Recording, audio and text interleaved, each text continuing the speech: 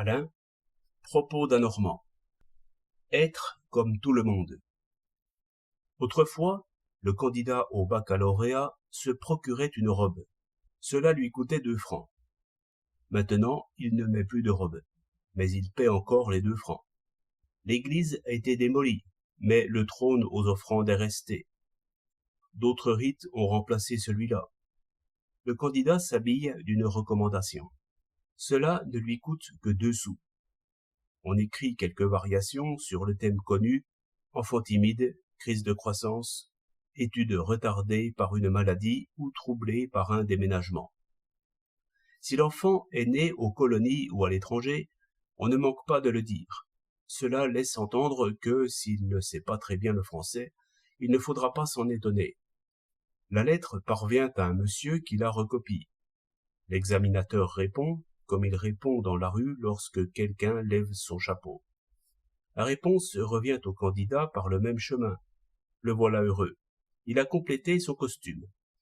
Il a maintenant sa petite cocarde, comme tout le monde.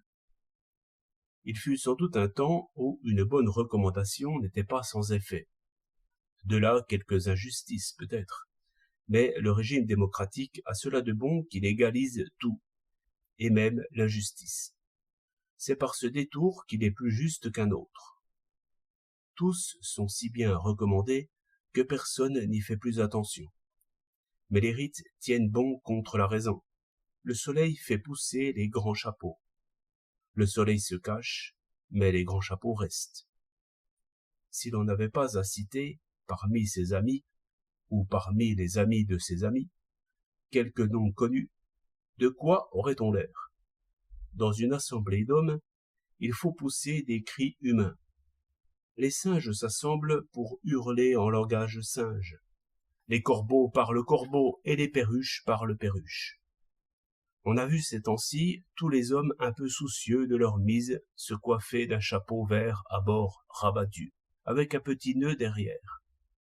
Pourquoi voulez-vous qu'ils apprêtent moins leur discours que leur chapeau? Tous disent les mêmes choses, tous écrivent les mêmes choses.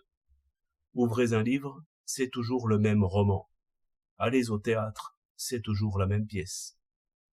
Je me suis trouvé récemment au milieu de perroquets et de perruches à figure humaine. Les uns avaient entendu le crépuscule des dieux, les autres désiraient l'entendre. Cela faisait un beau caquetage de perruches. Au lieu de m'exercer à imiter le cri des perruches, j'ai dit stupidement ce que je pense, à savoir que la plus belle musique, si elle dure plus d'1 heure, m'ennuie. Cela fit l'effet d'une fausse note, et le chef d'orchestre me regarda comme s'il m'avait dit « Vous avez donc du coton dans les oreilles? Remontez votre mie. » 16 novembre 1908.